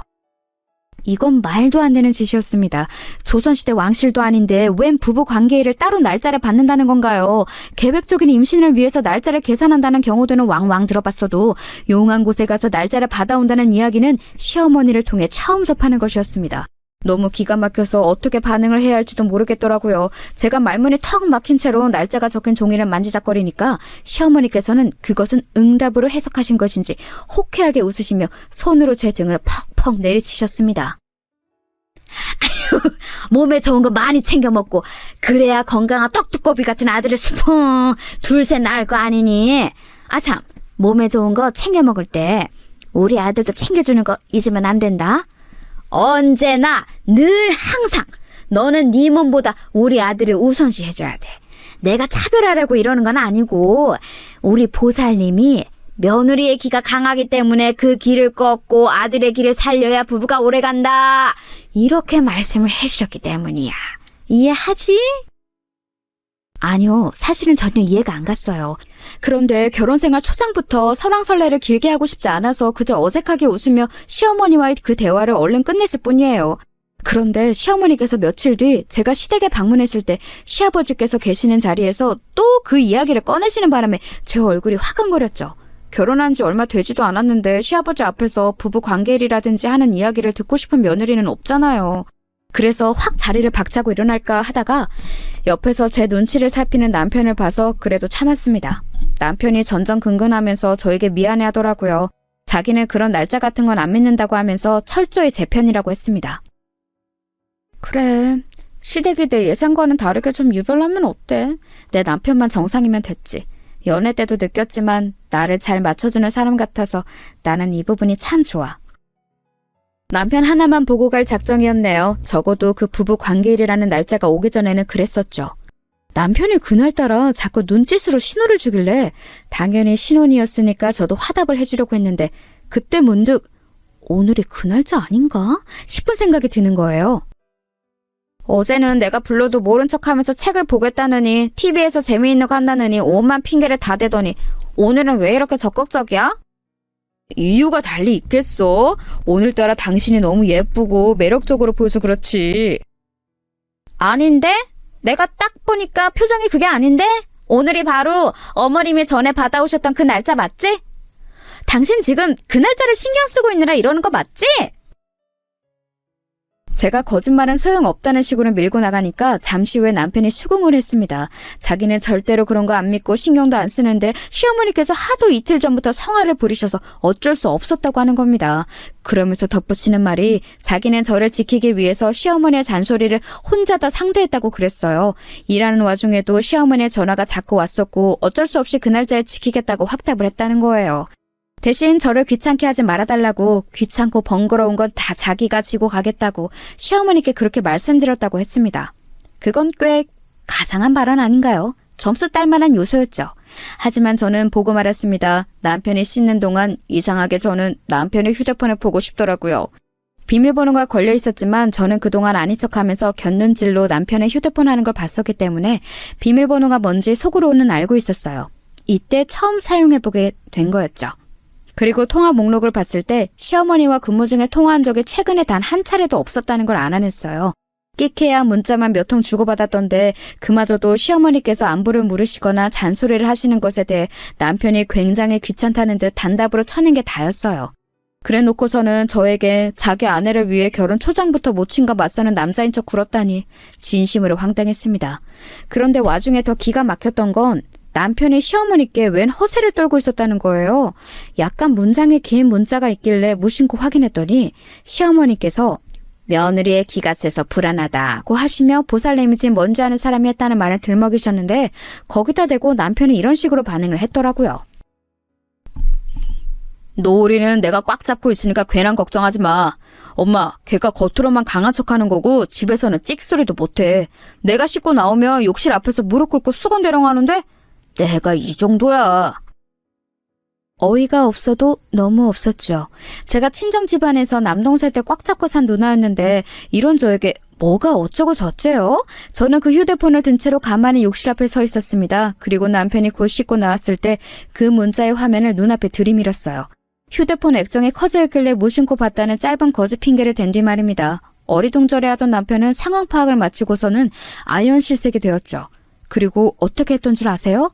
가타부타 말도 않고 제 앞에서 무작정 무릎을 더 꿇었습니다. 본인 모친에게 허세를 떨었던 내용대로 본인이 행하게 될 줄은 몰랐을 테지요. 시어머니께 기세등등한 남편인 척 굴고 싶어서 그런 허세를 떨었다고 했습니다. 제 이미지를 멋대로 깎아먹고 있었던 것 같아서 저는 기분이 나쁘긴 했지만 남편이 곧장 무릎을 꿇으니까 솔직히 할 말이 없었어요. 여기서 더 화를 내면 되려 제가 예민한 사람이 될 것만 같은 느낌? 그런 게 있었습니다. 아무래도 신혼이었으니까요. 저는 남편에게 앞으로는 그러지 말라고 했고 휴대폰을 멋대로 봐서 미안하다고 저 또한 사과를 하였습니다. 이렇게 별것 아닌 일로 넘어가나 싶었는데 이튿날 시어머니께 연락이 왔어요. 어때? 느낌이 어때? 뭔가 딱 느껴지는 게 있니? 네? 어머님, 느껴지긴 뭘 느껴지나요? 저는 지금 오전 내내 업무에 치이다가 간신히 해방돼서 한숨을 돌리고 있던 참이었어요. 너무 정신이 없어서 뭐 느껴지는 것도 없고요. 통화도 지금은 어려울 것 같아요. 제가 이따 저녁에 전화 드릴게요. 야! 너는 어른이 말씀하시는데 왜 멋대로 기승장구를 내고 그래? 너 어디서 이렇게 시간 만지게 굴라고 배웠어? 집에서 그렇게 교육받았니? 너 이렇게 싸가지 없게 굴 것 같으면 내가 우리 아들한테 다 일러바칠 거야. 너 혼내라고. 혼을 내요? 제가 지금 너무 피곤해서 말씀을 곱게 못 드린 것 같아요. 죄송합니다. 어머님께서 다짜고짜 느낌이 어떠냐니 이런 황당한 질문을 하시니까 제가 머리가 좀 아팠어요. 근데요, 어머님, 기승장구가 아니라 기승전결이에요. 너 대학 나왔다고 유세 떠는 거야? 너는 대학 나왔고 나는 중졸이라 이거지? 너무 못난 며느리를 들이며 패가 망신하고 잘나서 기가 드센 며느리를 들이며 우리 아들이 고생할 거라고 보살님이 예전에 분명 그러셨는데 나는 지금 그게 왜 생각나는 건지 모르겠네. 어머님, 오늘 뭐 기분 안 좋은 일이라도 있으셨어요? 목소리가 격양돼 있으신 게 왠지 그런 것 같아서요. 저는 참고로 어머님이 중졸인지 초졸인지 아니면 대졸인지 알지도 못했습니다. 지금 처음 알았네요. 내 속 터지게 하는 망할 딸년 때문에 이러는 거지 뭐. 에이 아니다. 너한테 이런 얘기 해봤자 뭘 하겠니.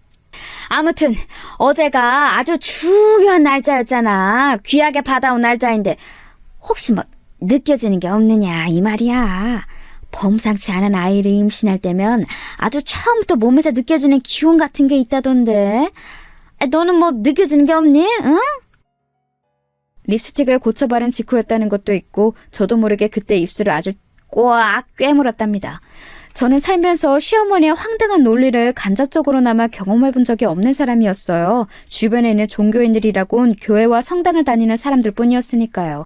그런데 득달같이 전화를 하셔서는 임신의 기운이라느니 앞으로 부족을 받아오겠다느니 그런 말씀을 하시는 시어머니를 마주하니까 속된 말로 환장해서 돌아가실 것만 같았습니다. 애써 참고 지냈더니 몇 주 후에는 이런 말씀도 하시더군요. 큰일 났다. 아주 큰일이 났어. 며느리가 직장 생활을 하고 있거든. 그걸 그만두게 하는 게 우리 아들의 앞길에 도움이 될 거라고 용한 보살님이 단호하게 말씀을 해주셨어. 전혀 없이 진지한 표정이시더라. 너 그 직장 언제까지 다닐 거니? 앞만 곧 씹어봐도 시어머니의 말씀은 헛소리에 가까웠어요. 이해를 해보려고 해도 머리만 점점 아파왔죠. 게다가 환장할 요소가 더 있었으니 그건 바로 제 시누이였습니다. 갑자기 웬 시누이냐고요? 남편은 외동이 아니었어요. 위로 누나가 한 명 있었습니다. 이미 결혼한 몸이었죠. 어쩌다 보니 애석하게도 저희 부부의 신혼집은 시댁과 무척 가까웠지만 시누이는 나름 어느 정도 떨어진 동네에 살았어요. 왕래가 잦지는 않았습니다. 저는 시누이의 남편인 저에게는 심해보되는 분하고 얼굴도 잘 보지 못했어요. 그런데 이 시누이의 존재를 제 지인이 지적한 거예요. 시댁에서 간과해도 괜찮은 존재는 단 한 명도 없으며 시누이는 특히나 살펴볼 필요가 있다는 조언에 제 고개가 끄덕여졌습니다. 시부모님께서는 시누이 얘기만 나왔다 하면 세상에서 가장 속 터지는 이야기라도 들으신 분들 마냥 표정을 굳히셨고 남편은 우리 누나보다 골 때리는 사람을 본 적이 없어 라는 말을 연애할 때 저에게 슬쩍 한 바가 있었습니다. 그때는 흘려들었었는데 가만히 생각해보니까 왠지 시누이가 어떤 사람인지 제가 아직 전혀 모르고 있다는 게 왠지 이상한 거예요. 시어머니처럼 호들갑 떠시는 성격, 그 아래서 나온 딸이 저에게 전혀 아무런 상관을 안 하고 있다는 게 수상했습니다. 결혼을 한 지 꽤 된 지인 2명은 이유는 알 수 없으나 시댁 얘기를 들어봤을 때 왠지 그 시누이라는 존재가 싸하다 이런 의견까지 주더군요. 그건 너무 지나친 비약 같아서 저는 피식 웃어 넘긴 뒤 머릿속으로는 시누이에게 살짝 접근해볼 계획을 짰습니다. 이거 혹시 며느리하고 시누이하고 의외로 둘이 편먹고 으쌰으쌰 할 수 있는 거 아닐까? 내 시누이가 모전여전하고는 아주 거리가 먼 사람일 수도 있어. 그렇다면 시누이를 든든하게 방패 삼으면 돼. 시누이한테 사주팔자에 대해 어떻게 생각하냐면서 몸부터 뛰어봐야겠다. 나처럼 그런 걸 질색하면서 피곤해하는지 아닌지 반응을 보면 되잖아. 우선 남편에게 슬쩍 물어봤죠. 시누이 어떤 사람이냐고요. 그러자 저녁밥을 먹던 남편이 사례가 들렸는지 밥알을 뿜었습니다. 밥맛 떨어지기 싫이 제 얼굴에 반말이 다 튀었지만 미안하다고 호들갑 떠는 남편을 진정시키려고 애써 아무렇지 않은 척 웃으며 신우이에 대한 얘기를 이었습니다. 직장도 안 다니고 단시간 아르바이트만 하면서 아기 키우고 집안일 열심히 하는 완전히 내조의 여왕 같은데? 내 축축이 맞아? 어때?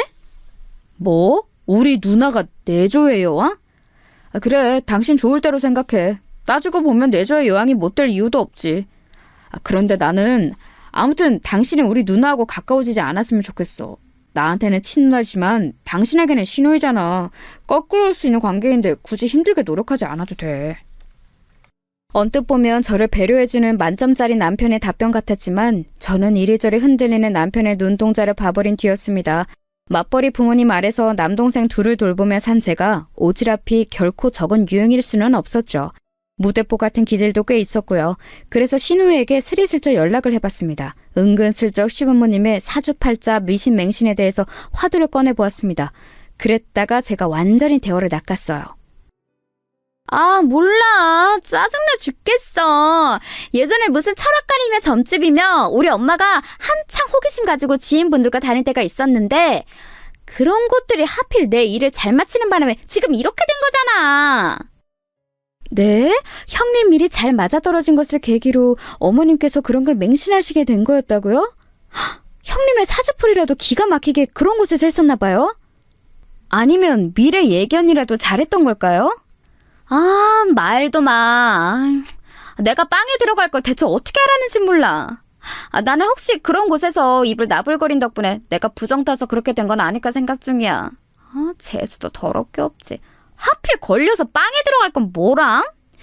나는 갈 때보다도 더 흔들리는 사람이라서 결혼으로도 붙잡을 수가 없다고, 말년까지 복잡할 수밖에 없다고 그런 얘기도 우리 엄마가 들었었대.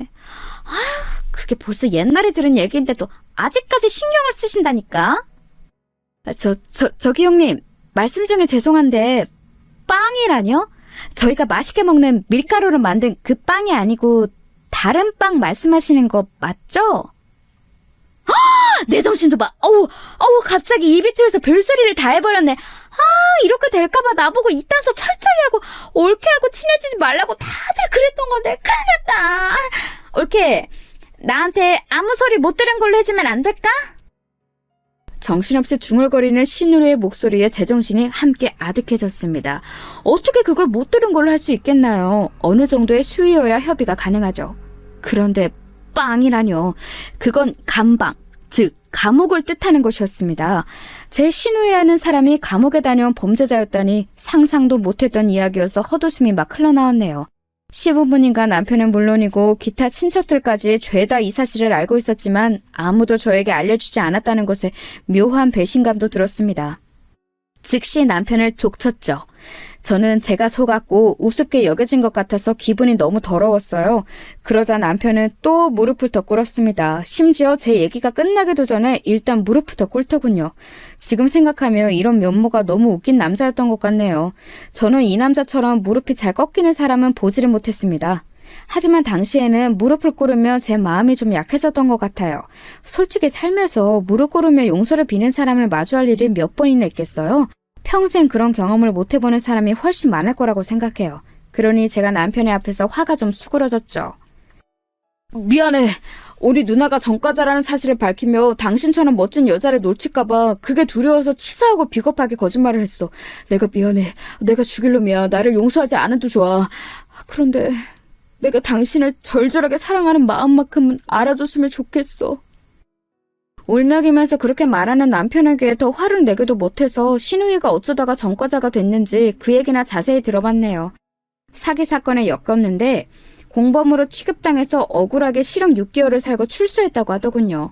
어떻게 보면 신우이도 불쌍한 피해자일 뿐이라면서 남편이 한숨을 크게 쉬었어요. 적극적으로 사기를 치려고 쳤던 게 아니라 사기꾼들에게 잘못 홀려서 잠깐 어울리다 보니 휘말렸다는 거였죠. 저는 고민하다가 누군가에게 상담을 요청했습니다. 평생을 혼자서도 잘해요 하면서 살아왔던 저였건만 결혼한 이후로 도저히 혼자서는 머리를 싸매봤자 답이 안 나오더라고요. 제가 연락한 상대는 바로 제 올케였어요. 제 바로 아래 남동생의 아내 말이에요. 저희 집은 둘째가 첫째보다 먼저 결혼한 경우랍니다. 제 신우의 이야기를 해주니까 올케는 어처구니 없어 했어요.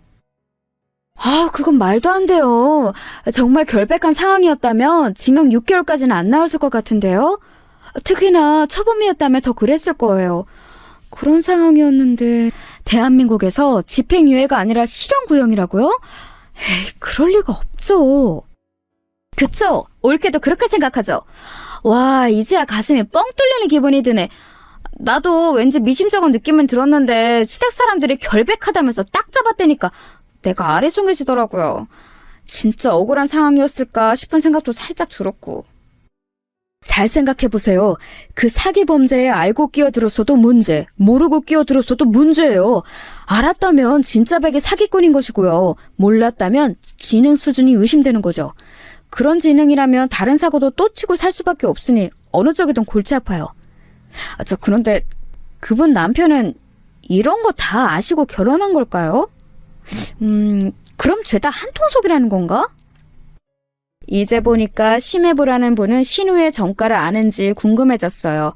바로 얼마 뒤가 시댁에 1년에 몇 없는 제사였는데 그게 갑자기 반갑게 느껴지더라고요. 심해부를 만날 수 있으니까요. 제사를 지내러 모인 평일 늦은 저녁 저를 보자 신우이가 환하게 웃으며 손을 흔들었습니다. 품에는 자기 어린 딸도 끼고 온 참이었죠. 이때 시조카가 아마 3살인가 그랬을 거예요. 전과 사실을 들켰음에도 저와 친해졌다고 생각한 것 때문인지 즐거워하는 신우에게 저도 마지못해 환한 미소를 지어주었네요. 다른 친척분들도 대거 참석하셨어요. 저는 눈치를 살피다가 왠지 혼자 동떨어져서 다가오지 마시오라는 기운을 내뿜고 있는 심해부에게 다가갔습니다. 그리고 제 휴대폰을 몰래 내밀었죠. 번호 좀 알려달라는 뜻이었습니다. 남편에게서 얻어내려고 했었는데 황당하게도 남편이 심해부 번호를 안 갖고 있다고 했었거든요. 당황해서 저를 쳐다보던 심해부는 주변의 눈치를 살피더니 아무도 안 볼 때 제 휴대폰에 자기 번호를 찍어주었어요. 만약 심해부가 신우의 전과 사실을 모르는 상태라면 제가 입을 잘못 놀려서 가정을 파탄낼 수 있었으므로 저는 다른 주제를 먼저 꺼내들며 간접적으로 캐내볼 심산이었습니다. 그래서 제가 어떤 얘기를 꺼냈던 줄 아세요? 남편의 옛 여자 얘기를 꺼냈어요. 왜냐하면 공공연한 시댁의 적 같은 존재로 구전설화처럼 내려오는 인물이었거든요. 그녀는 배우자 없이 홀로 아이를 낳아 키우는 미혼모였고 남편보다 연상이었으며 절절하게 연애를 하다가 시부모님의 격렬한 반대에 부딪혀 헤어진 사람이었습니다. 시어머니께서는 가끔 태도가 살랑거리지 못하는 제가 마음에 안 들어서 죽겠다는 표정을 지으시다가도 예전 그년보다는 낫지라고 중얼거리며 가슴을 쓸어내리셨어요. 그리고 제가 예상하건대 남편이 저하고 결혼하겠다며 시부모님을 설득했을 때 아마도 그 여자를 들먹였을 게 뻔했어요. 그 쥐뿔도 없는 미혼모와 헤어졌으니 대학 잘 나오고 똑 부러지는 저 같은 며느리는 감지덕지 아니냐며 시부모님을 설득했을 과정이 눈에 선했습니다. 시기상 남편이 그 미혼모와 헤어진 것은 신우이가 심해부와 결혼한 이후였으니 심해부에게 그 미혼모에 대해 물어보는 그림이 이상하지는 않았어요. 저는 남편 이전에 가벼운 연애만 했었고 진지한 교제는 없었는데 남편은 진지하게 상대를 만났었다고 하니까 신경이 쓰인다는 식으로 말을 해봤습니다. 그러다가 얘기가 흘러가면 신우의 정가를 아는지 아닌지 슬쩍 건드려볼 심산이었던 거예요. 그런데 이게 웬일인가요? 제가 또 의도치 않게 대어를 낚아버렸어요. 아무래도 저는 낚시를 했어야 했나 봐요. 그랬다면 강태공으로 이름을 날렸을지도 모르죠. 심해부가 그 미혼모 질문을 받고 나서 갑자기 한숨을 푹 내쉬더니 머뭇거리면서 저에게 이런 소리를 했습니다. 이건 너무 조심스러운 얘기인데 암만 해도 뭔가 짚히시는 게 있으니까 갑자기 그 여자에 대해 물어보시는 것 같아서 그냥 허심탄회하게 말씀을 드리렵니다. 아마 처남은 지금도 그 여자를 만나고 있을 거예요. 엊그제 제사 때 은근슬쩍 처남에게 아직도 못 잊었냐고 지나가다 물었는데 여전하죠 라고 답을 하더군요. 남자끼리는 그 뉘앙스가 뭔지 바로 알 수 있어요. 현재 진행형이라는 뜻입니다. 청천벽력이었습니다. 저는 하마터면 퇴근길에 쓰러질 뻔했어요. 그 정도로 심해부의 발언을 듣고 많이 놀랐습니다. 그렇게 놀랐다는 티를 내며 심해부가 입을 다물까봐 약간은 태어난 척을 했어요. 그랬더니 심해부가 한숨을 계속 쉬면서 자기 생각을 저에게 알려주더군요. 저하고 결혼할 때까지는 그 미혼모를 다시 안 만났을 텐데 왠지 결혼을 하고 나서 임무완수라는 심정으로 남편이 다시 그 미혼모와 만나기 시작했을 것 같다고 했어요. 시부모님의 눈을 완벽히 피하기 위함이었죠. 특히 시어머니께서 그 미혼모를 치가 떨리게 싫어하셔서 예전에 경기까지 일으키신 적 있다고 그랬습니다. 그 미혼모를 내쫓는 부적을 여러 장 받아오신 적도 있었다네요. 하지만 그럴수록 불타는 것이 로미오와 줄리엣의 사랑인 법이라며 심화부가 씁쓸한 말투를 저로 위로했습니다. 남편이 정말로 옛 연인과 바람을 피우는 것인지 아닌지 그 진위 여부를 확인하기도 전에 저는 당장 진이 빠져버렸죠. 저에게 이런 걸 왜 알려주시냐고 물었더니 신우이가 전과자였는데 모르고 결혼한 게 너무 억울해서 그 집안 사람들에게 속은 게 아직도 분하기 때문에 저에게 이런 사실을 밝히는 거라고 그랬습니다. 신우이가 전과자라는 걸 알았을 때 당장 이혼을 하려고 했는데 그때 마침 신우이가 임신을 한 게 밝혀진 거예요. 그래서 뱃속 아이 생각을 하며 이혼도 미뤘다고 했습니다. 신우이가 가정에 충실하면 잘 사는지 안 사는지 두고 보기로 한 거였죠. 그러다가 시간이 흘러서 현재가 된 거였고요. 여기까지 다 듣고 나니까 어안이 벙벙하더군요. 가볍게 내리는 눈송이를 맞으러 나갔다가 폭소를 맞아서 파묻힌 사람이 된 기분이었습니다. 제가 할 일의 순서는 정해져 있었어요. 남편에게서 진위 여부를 캐내는 것이었죠. 아니길 바랬습니다. 왜냐하면 아직 결혼한 지 1년도 안 채운 신혼이었고 남편이 저를 내내 속여왔다고 한다면 너무 비참할 것 같았고 저는 눈 시퍼렇게 뜨고 당해온 천하의 멍청이가 되고 싶지는 않았거든요. 이런 거 진짜 안 물어보고 싶었는데 당신 혹시 나 말고 다른 여자 있어? 바람 피워? 어떻게 그런 소리를 해? 왜 갑자기 그런 걸 묻는 거야? 무슨 일이 있었어? 다짜고짜 나를 의심하니까 나는 너무 당황스러워. 지금 솔직히 말하면 용서해 줄 수도 있어. 아니, 그냥 나부터 까놓고 말할게. 나 사실은 당신이 바람난 거 알고 있었어. 최근에 눈치챘어. 당신 전에 만나던 그 여자를 만나고 있는 거지? 이미 다 알고 있고 증거까지 하나 잡아놓은 뒤니까 추하게 발뺌을 안 했으면 좋겠어. 그러면 나 진짜 당신에게 너무 실망할 것 같아. 저의 철면피 같은 대응 능력이 또 한 번 빛을 발하는 순간이었다고 평가하고 싶네요. 증거? 그런 거 없었어요. 제가 가지고 있는 건 심해부에 한숨 크게 섞인 추론이 전부였던 것을요. 하지만 저는 이미 눈치 다 챘고 증거까지 손에 넣은 척 굴었습니다. 진지하고 살벌한 표정을 지으며 애절한 눈빛까지 잊지 않았죠. 남편이 펄쩍 뛰면서 끝까지 아니라고 하면 내가 진짜 오해했나 보다 라며 사과를 정중하게 할 작정이었습니다. 하지만 남편은 제 얼굴을 빤히 살펴보더니 이내 무릎을 꿇었습니다. 그놈의 털썩 소리가 그 순간에 왜 그렇게 제 복장을 뒤집어 놓던지요. 내가 잘못했어. 그런데 미련이란 이름의 충동이었어. 그 사람 너무 불쌍하고 가여워서. 당신도 알겠지만 그 사람 미혼모인데 심지어 애가 건강이 안 좋까지 해. 여자 혼자 아등바등 애를 쓰면서 사는 모습을 보니까 여전히 안쓰럽다는 생각이 들어서. 그래서 결혼했다는 소식을 뒤늦게 알려주면서 몇 번 연락을 주고받았을 뿐이야. 마트에서 장 한 번 크게 봐준 거 그것 말고는 돈을 쓴 것도 없었어. 이건 사랑이 아니라 과거에 만났던 인연에 대한 슬픔이야. 사랑은 오로지 당신에게만 향했으니까. 남편은 가슴을 치면서 울었습니다. 저는 참 바보도 아니고 그때 저를 향해 사랑이라는 단어를 입에 담는 남편에게 또 마음이 물러지고 말았어요. 그 미혼모에게는 한낱 동정심이었고 제가 원한다면 앞으로 2번 다시는 죽을 때까지 안 만나겠다는 혈서까지 쓸 수 있다는데 쉽사리 그 앞에 대고 용서 못해 라고 하기에는 뭔가 마음이 자꾸 흔들렸습니다. 저는 남편에게 당장 각서를 쓰라고 그랬어요.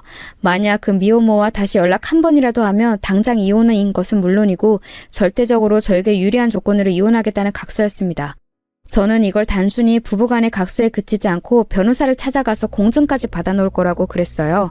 사실 제가 그런 걸 잘 알고서 떠든 소리는 아니었습니다. 하지만 남편에게는 효과가 있었죠. 남편이 겁에 질린 표정이 되었거든요. 반드시 각서를 지키겠다며 맹세를 거듭했어요. 그러고 나서 마무리를 어떤 말로 했던 줄 아시나요? 당신이 한 가지만 지켜줬으면 좋겠어. 우리 엄마한테는 제발 부탁이니까 내가 그 사람 다시 만났다는 소리 절대로 하지 말아줘. 그랬다가는 우리 엄마 진짜 당장 쓰러지실 거야.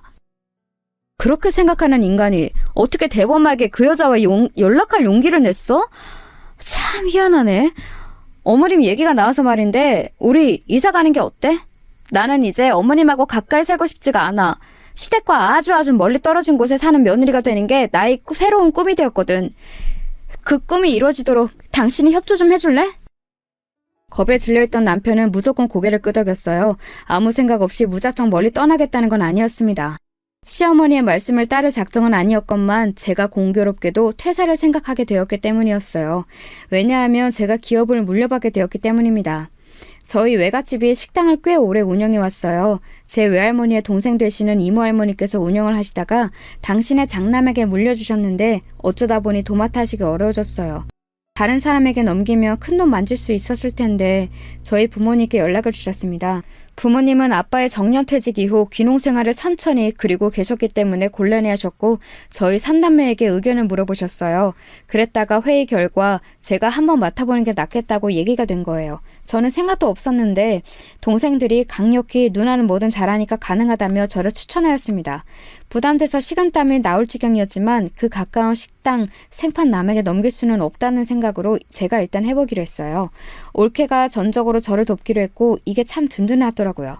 이사를 간다고 했을 때 시댁에서 상의도 없이 뭔 짓이냐며 화를 내는데 제가 외갓집에 가업을 잇기 위함이라고 하니까 태도를 바꾸더군요. 예, 너 진짜 웃긴다. 너는 집안에 그런 좋은 식당이 있었으면 진작에 얘기를 했어야지. 왜 깜찍하게 숨기고 있었다니? 아무튼 우리 아들이 네 덕에 그런 번지르르한 식당의 사장님도 되어보는구나. 이거 참 고맙다. 갑자기 웬 남편이 사장님이라는 것인지 어이가 없었는데 제 앞에서 남편이 눈치를 주면서 장단 좀 맞춰드려 이런 신호를 보내길래 어쩔 수 없이 고개를 끄덕여 드렸네요. 저는 남편이 또 어떤 허세를 떨어놓은 것인가 싶어서 걱정이 되는데 그것보다 더 큰 규모가 큰일이 벌어졌어요. 남편이 퇴사를 한 겁니다. 저하고 이런 방구 상의도 없이 확 퇴사를 해버리더니 자기도 저와 함께 식당에 올인을 하겠다고 했어요. 미친 거 아닌가요? 제가 언제 퇴사하고 식당 일 도와달라고 그랬나요? 왜 멋대로 행동하냐고 제가 엄청 따졌더니 남편이 무릎을 털썩 꿇으면서 그랬습니다. 사실은 시부모님께서 그 식당의 사장이 됐다고 이미 말을 다 해놨다네요. 자기도 왜 그랬는지 모르겠는데 입이 멋대로 나불거렸대요. 번복은 쪽팔려서 못하겠으니 이왕 이렇게 된 거 정말로 식당에서 열심히 일을 하며 지내보고 싶다고 그랬습니다. 식당을 맡게 된 기념으로 시댁 식구들이 우르르 몰려오기로 한 날이 잡혀 있었는데 그 날짜를 앞에 두고 남편이 얼른 퇴사를 한 것이었죠. 사장 됐다고 한 걸 증명하려고 말입니다. 기가 막혔네요.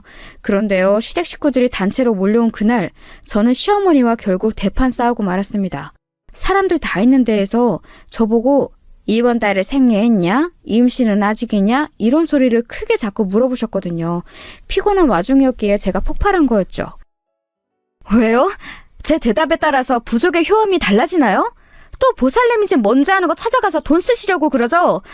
어머님이 그런 것에 쏟아부으신 돈을 합치면 여기 식당 인수하실 수도 있겠는데요? 너 지금 태도가 왜 이따위야? 우리 아들 만나서 너는 앞길에 잘 풀리는 사주가 됐는데 고마움도 모르고 설쳐? 그러더니 시어머니께서 제 뺨을 세게 치셨어요. 모두가 보는 앞이었죠. 저는 맞아서 돌아간 고개 그대로 가만히 있었습니다. 일부러 그랬네요. 식당에 정막이 감돌았고 잠시 후 시어머니께서는 아차 하시면서 당황하셨지만 이미 늦은 뒤였습니다. 차라리 한 대 맞고 끊어낼 수 있으면 제가 이득이었죠. 앞으로 안 뵙고 지내고 싶어요. 어머님 아들만 만나시든지 말든지 하시고 저는 찾지 마세요. 여기도 오지 마세요. 오시면 무조건 쫓아낼 겁니다. 싸늘하게 말한 저에게 반박할 수 있는 사람은 없었죠. 그날 이후로 저는 사는 곳의 거리가 멀어졌을 뿐더러 왕래하거나 안부를 여쭈하는 책임감에서 벗어나게 되었습니다. 해방이었네요. 남편은 제 눈치를 살피며 중간에서 고군분투를 해댔고요. 그런데 갑작스러운 소식이 들려왔어요. 시누이 부부의 이혼이었습니다. 남편은 이유를 모르겠다고 그랬고 시누이의 짧은 통화에서 저에게 비련의 여주인공처럼 버림받았다고 말을 했어요. 저는 진짜 이유를 심해부를 통해 들을 수 있었죠. 아이가 아무리 봐도 저를 닮지 않아서 하기 싫은 의심을 쭉 해오고 있었는데 얼마 전에 유전자 검사를 받았어요. 그 결과는 보시다시피 이혼입니다. 애엄마는 알고 있었더군요. 심지어는 장인어른 장모님 모두 그 사실을 알고 계셨습니다. 정말 엄청난 집구석이에요. 조심하세요. 방심하면 안 됩니다. 와, 세상에 뭐 이런 일이 다 있나 싶었네요. 새삼 시댁이 엄청나다는 생각이 들었어요. 그러면서 저는 심해부의 조언을 뼈에 새기며 돈을 아주 알차게 쓰기로 결심했습니다. 흥신소에 의뢰해서 남편을 캐냈어요. 그러자 곧장 증거가 잡혔습니다. 남편은 결국 그 미혼모를 또 만나고 있었어요. 실망감도 안 들더라고요. 그저 제 자신이 너무 초라해진 것 같아서 그게 싫었을 뿐이죠. 남편은 또 제 앞에서 무릎을 꿇었어요. 진짜 꼴보기 싫더라고요. 소용없으니까 무조건 이혼하겠다고 부부 재산은 모두 제 것이니까 몸만 나가라고 그랬습니다. 남편은 울고불고 난리를 치다가 안 통할 것 같으니까 겸허히 현실을 받아들이더니 딱 한 가지 저에게 부탁을 해왔어요. 우리 이혼했다는 거 우리 엄마한테는 알리지 말아주라. 말해도 나중에 때 되면 내가 알아서 말할게. 제발 부탁이다. 대신에 당신이 말한 이혼 조건 다 들어줄게. 저는 올케와 이 부분을 상의했는데 구질구질하게 이혼을 끌고 가면서 재산 분할이니 뭐니 개싸움을 벌이는 것보다 차라리 남편을 빈털터리로 내쫓는 게 낫다고 결론을 내렸어요. 어차피 저는 시댁과 쫑난 이후였으니 상관없었죠. 그렇게 이혼을 했습니다. 아무렇지 않을 줄 알았는데 속이 허했네요. 그래서 식당 운영에 더욱 박차를 가했어요. 제가 피와 땀을 쏟은 식당은 금세 강남 일대에서 천천히 쌓아온 명성 위에 제가 덧붙인 최고급 이미지라는 날개를 달고 더욱 잘 나가기 시작했습니다. 번호를 싹 다 차단한 시댁 식구들하고는 제가 아무런 접점도 없었지요. 그런데 시간이 꽤 흐른 어느 날이었습니다. 올케가 당황하면서 저한테 상세한 확인을 못하고 단체 예약을 받아보려는데 그게 아무래도 제 시어머니 같다고 말을 하는 겁니다. 이혼했으니 이제 전 시어머니였지만요. 아무튼 이미 예약을 받아버렸고 목전이었으니 그대로 진행하라고 그랬어요. 무슨 단체 예약인가 했더니만 동창회더라고요. 그분은 위풍당당하게 입장하셨습니다. 동창분들이 우아하시면서 자리에 앉으셨죠. 이런 최고급 한의주에서 동창회를 갖게 된다는 게 다들 즐거우신 듯했어요. 저도 이왕이면 그 즐거움 지켜드리고 싶었는데 그분이 저희 직원에게 사장 나오라 그래 라며 먼저 선을 넘으셨습니다. 얘들아, 여기가 내 며느리야. 바쁘다는 핑계로 얼굴을 안 비추는 얄미운 며느리인데 우리 아들이 자기 아내 혼내지 말라고 나한테 어찌나 그러던지. 우리 며느리는 자기가 결혼을 잘했다는 건 알고나 사는지 모르겠어. 우리 아들이 자기 아내 힘들까봐 나보고 여기 식당 오지 말라고 자꾸만 그랬는데 내가 동창회라는 행사를 두고 이런 식당을 모른 척 하는 건 아닌 것 같아서. 얘들아, 오늘 많이 먹어. 우리 아들이 여기 사장이니까 눈치 안 봐도 돼. 반찬 부족한 거 있으면 우리 며느리 불러다가 시키고. 예, 너는 오랜만에 시어머니 뵈었으면 먼저 쪼르르 나와서 인사도 하고 그래야지. 언제까지 예전 일을 꽁에 있을 거야? 아유. 그때 제 머릿속에 든 생각은 바로 못 들어주겠다였습니다. 저보고 그 단체 테이블에 전담 서빙을 보라고 하시던 대목에서는 슬쩍 비웃음이 터져나왔죠. 그런 저를 향해 눈빛이 불량하다며 질책을 시작하시려고 하길래 제가 결국은 진실을 외치고 말았습니다. 아들한테서 또 어떤 거짓 허세를 들으시고 지금 이러시는지는 모르겠는데요. 저기요. 죄송한데 저는 그 잘난 아들하고 이혼했어요. 이혼한 지 벌써 1년이거든요? 뭐라고? 이혼? 너 그게 무슨 말도 안 되는 소리야? 이혼이라니. 지난 주말에도 우리 아들이 너하고 등산을 갔다 왔다고 그랬는데? 너랑 손을 꼭 잡고 있는 사진도 나한테 보내줬어. 그 손, 제 손이 아니라 아마 그 여자 사진일걸요? 이름은 모르겠는데 아무튼 그 잘난 아들이 예전에 만났다는 여자 있잖아요. 미혼모. 고아원 출신에다가 학력도 짧고 직업도 없고 딸린 애만 있는 그 미혼모요. 그 여자랑 바람 피워서 저한테 이혼당했어요. 한 푼도 못 받고 쫓겨났죠. 그러자 저희 전 시어머니 되시는 그분이 삿대질을 하며 자리에서 일어나셨다가 그대로 졸도하셨어요. 사람이 제 눈앞에서 기절하는 모습을 보니까 저도 심장이 막 떨렸네요. 구급차가 왔고 동창분들은 혼비백산해서 난리도 아니었죠. 며칠이 지나서 후일담을 들을 수 있었어요. 어떻게 들었냐고요? 모르는 번호로 자꾸 연락이 와서 받아보니까 전 신우이였습니다. 저에게 상황을 알려주고 싶어서 입이 근질거리는 바람에 다른 사람 휴대폰으로 연락을 했다고 그랬어요. 자기 번호는 차단당했으니까요. 와, 도대체 이토록 가벼운 뇌를 지닌 사람이 존재할 수가 있는 걸까 하는 근본적인 의문이 들었습니다. 아무튼 전 신우이가 알려준 내용은 이러했어요. 전 남편은 알고 보니 그 미혼모의 아이가 자기 아이라고 생각했기 때문에 인연을 끊지 못했다는 겁니다. 자기 아이를 외롭게 홀로 낳고 묵묵하게 키워온 미혼모에게 너무 미안한 죄책감이 들어서 그래왔던 것이죠. 그걸 알고서 전 시부모님 두 분이 거의 기절을 하셨다가 정신 차리고 유전자 검사를 했는데 웃긴 건 친자 불일치였다네요. 그래서 이번에는 전 남편이 거의 기절을 했죠. 미혼모가 철저하게 처연한 연기를 해온 것에 전 남편이 속아온 것이었습니다. 전 남편은 죽겠다고 난리를 쳤고 전 시어머니는 울부짖으며 집안의 부적들을 박박 찢어버렸대요. 그리고 저를 놓친 게 아까워 미치겠다고 하시며 가슴을 치셨다더군요. 이런 이야기를 신나서 떠드는 전 시누이 또한 저는 엄청난 인물이라고 생각을 했네요. 제가 너무 궁금해서 한번 물어나 봤습니다. 전 시누이의 아이는 그럼 대체 누구 아이냐고요. 그랬다가 또 엄청난 대답을 들었네요. 올케도 아는 사람이야. 그 TV에도 종종 나와. 이혼을 당한 후로 아이 친부에게 연락했어. 그랬더니 입막음 비용으로 돈을 많이 주더라. 이걸로는 부족하니까 다달이 보내라고 그랬더니 이를 악물면서도 다달이 붙이긴 하던데? 그래서 나는 아이하고 그걸로 먹고 사는 중이야. 아참, 우리 부모님한테는 이거 절대 비밀이야. 친부는 누구인지 모르고 나는 열심히 살기 위해서 일 다닌다고 거짓말 해놨거든. 그게 진실인지 아닌지는 모르겠지만 제가 그 얘기를 왜 하고 다니겠어요? 저하고는 상관도 없죠. 그리고 저는 이제 올게 아니에요. 제가 떨떠름하게 답하고 전화를 끊은 후에 그 번호도 차단을 했습니다.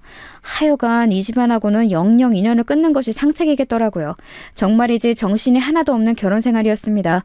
대체 어떻게 하면 그런 집안이 있을 수 있나 싶을 정도인데요. 그렇기에 지금 누리고 있는 안락함이 더 소중하게 느껴지는 걸지도 모르겠습니다.